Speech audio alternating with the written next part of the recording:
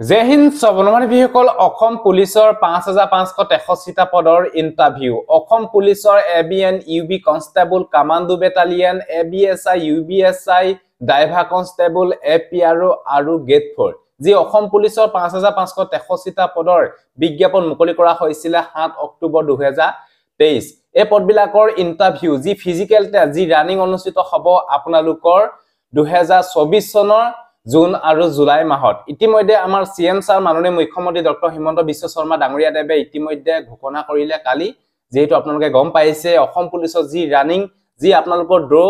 June July মাহত অনুষ্ঠিত হ'ব বুলি আমাৰ সিএম স্যাৰে কালি ঘোষণা কৰিলে আৰু বহু অনুমানিকসকলে যেহেতু মনটো হয়তো ডাউন হৈ গল বহু অনুমানিকসকলে যেহেতু মোক কৈছে যে ইমান দিন পিছুৱাই দিলে এতিয়া আমি ইমান দিন কষ্ট কৰিলো আমাৰ ৰানিং কি হ'ব যেহেতু মই আপোনালোকক এই ভিডিওটো জৰিয়তে জনাবলৈ বিচাৰিছো আপোনালোকে হাৰ কেতিয়াও নেমানিব আপোনালোকে 3 মাহ দিন আপোনালোকে ওয়েট কৰিব লাগিব ফেব্ৰুৱাৰী মাৰ্চ এপ্ৰিললৈকে আপোনালোকে ওয়েট কৰিব লাগিব তাৰ পিছতে আপোনালোকে হয়তো অসম পুলিচৰ ইন্টাৰভিউ কাৰণে আপোনালোকে নটিফিকেশন পাব বা আপোনালোকৰ ইন্টাৰভিউ কাৰণে এডমিট কাৰ্ড মুকলি কৰা হ'ব এপ্ৰিল মাহৰ পিছতে মানে এপ্ৰিল মে লৈকে আপোনালোকে বাট চাব লাগিব আপোনালোকক ইতিমধ্যে আমাৰ সিএম স্যাৰে হয়তো কৈছে যে জুন জুলাই মাহত অসম পুলিচৰ এবিএন ইউবি কনষ্টেবল বা সকলো বিভাগৰে জুন জুলাই মাহতে অনুষ্ঠিত হ'ব আসাম ডাইৰেক্ট ৰিক্ৰুটমেন্টটো কথাও আমাৰ সিএম স্যাৰে কৈছে যে জুন জুলাই মাহতে আপোনালোকৰ আসাম ডাইৰেক্ট ৰিক্ৰুটমেন্ট যি 12600টা পদ মুকলি কৰা হৈছিল সেই পদবিলাকো আপোনালোকৰ ৰিটেন এক্সাম জুন জুলাই মাহতে অনুষ্ঠিত হ'ব আৰু লগতে এখিনিতে আপোনালোকক জনাও অসম পুলিচৰ যোনসকল বন্ধু-বান্ধৱী এপ্লাই কৰিছে এবিএছআই বা ইউবিএছআই বা কনষ্টেবল বা গেট 4 যদি আপোনালোকে এপ্লাই কৰিছে তেতিয়াহলে আপোনালোকে ডেইলি আমাৰ অফিচিয়েল সাইটত ভিজিট কৰিব indiajobsupdate.com তাতে আপোনালোকে ৰেগুলাৰ আসাম পুলিচৰ বাবে আপোনালোকে মক টেষ্ট দিব পাৰিব আৰু আসাম ডাইৰেক্ট ৰিক্ৰুটমেন্টৰ বাবেও আপোনালোকে মক টেষ্ট দিব পাৰিব গেট 3 এণ্ড গেট 4 বাবে আৰু এসএসসি জিডি কনষ্টেবলৰ যেহেতু আপোনালোকে গম পাইছে এক্সাম 20 ফেব্ৰুৱাৰীৰ পৰা সিবিটি এক্সাম অনুষ্ঠিত হ'ব আৰু এবাৰ আমাৰ অসমীয়া ল্যাঙ্গুৱেজতো আপোনালোকৰ এক্সাম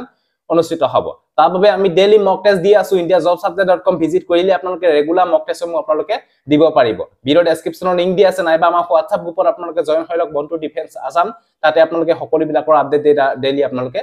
পাই থাকিব যেহেতু আপোনালোকে এতিয়া অসম পুলিচৰ বাবে ভালকে আপোনালোকে পঢ়িয়ে থাকক মোৰ মতে আপোনালোকে পঢ়ি থাকিলে বেষ্ট হ'ব বুলি মই ভাবো কিছুমান ল'ৰা-ছোৱালী হয়তো ফিজিক্যাল টেষ্টত ভাল এটা মাৰ্ক আনি কিন্তু তাৰ পিছত হয়তো ৰিটেনত ভাল এটা মাৰ্ক আনিব নোৱাৰা কাৰণে তেওঁলোকে হয়তো ফাইনেল সিলেকশনত হ'ব নোৱাৰে হেকাৰণে আপোনালোকে ৰিটেন এক্সামৰ কাৰণে ভালকে আপোনালোকে পঢ়ি থাকক ৰেগুলাৰ আপোনালোকে প্ৰেক্টিস কৰি থাকিলে নিজৰ কাৰণে আপোনালোকৰ ভাল হ'ব আৰু ৰানিংটো আপোনালোকে বাদ নিদিব ৰানিং আপোনালোকে লাহে লাহে কৰি থাকক আৰু এতিয়া আপোনালোকে গম পাইছে 8 ফেব্ৰুৱাৰীৰ পৰা আপোনালোকৰ Indian army join Indian army আপোনালোকে এপ্লাই ষ্টাৰ্ট হ'ব তাৰ কাৰণে আপোনালোকে ভালকে পঢ়িব লাগিব ফাৰ্স্ট টাইম আপোনালোকৰ সিবিটি কম্পিউটাৰ ডিজাইন এক্সাম অনুষ্ঠিত হয় ইতিমধ্যে আপোনালোকে গম পাইছে কমন এন্ট্ৰেন্স এক্সাম তাৰ কাৰণে আপোনালোকে ভালকে পঢ়ক মানে আপোনালোকে আজিকালি ডিফেন্সৰ যিকোনো এটা চাকৰি লবলৈ হলে আপোনালোকে ভালকে পঢ়িবই লাগিব মানে আপোনালোকে অনলি ফিজিক্যাল টেষ্ট কোৱালিফাই কৰিলে নহব ৰিটেনতো আপোনালোকে এটা ভাল মাৰ্ক পাব লাগিব তেতিয়াহে আপোনালোকে ফাইনেল সিলেকশন হ'ব হেকাৰণে আপোনালোকে ভালকে পঢ়াৰ ওপৰত গুৰুত্ব দিয়ক ভালকে ফিজিক্যাল টেষ্টটো কৰি থাকক মন ডাউন কেতিয়াও নকৰিব ইন্টাৰভিউটো 2024 জুন জুলাই মাহতে অনুষ্ঠিত হ'ব ইতিমধ্যে আমাৰ সিএম স্যাৰে বহুকিটা জায়গাতে ইতিমধ্যে কৈছে যে জুন জুলাই মাহতে ইন্টাৰভিউ অনুষ্ঠিত হ'ব সো এটো আসলে এটা সৰুভাকে ভিডিও দিবলৈ চেষ্টা কৰিলো যাতে আপোনালোকে মনটো কেতিয়াও ডাউন নকৰিব আপোনালোকে ভালকে নিজকে মোটিভেট কৰি আপোনালোকে আগুৱাই যাওক তাকে এটো আসলে যদি এই ভিডিওটো ভাল পালে সকলো বন্ধু-বান্ধৱীকে যাতে ভিডিওটো শেয়াৰ কৰি দিয়ক আৰু অসম পুলিচৰ বা এসএসসি জিডি কনষ্টেবল বা ইণ্ডিয়ান আৰ্মি বা আসাম ডাইৰেক্ট ৰিক্ৰুটমেন্টৰ বাবে ডেইলি আপোনালোকে মক টেষ্ট দি থাকক indiajobsupdate.com ভিডিও ডেসক্ৰিপচনৰ লিংক দিয়া আছে সো আজিলে বাই জয় হিন্দ বন্দে মাতৰম জয় এখন ধন্যবাদ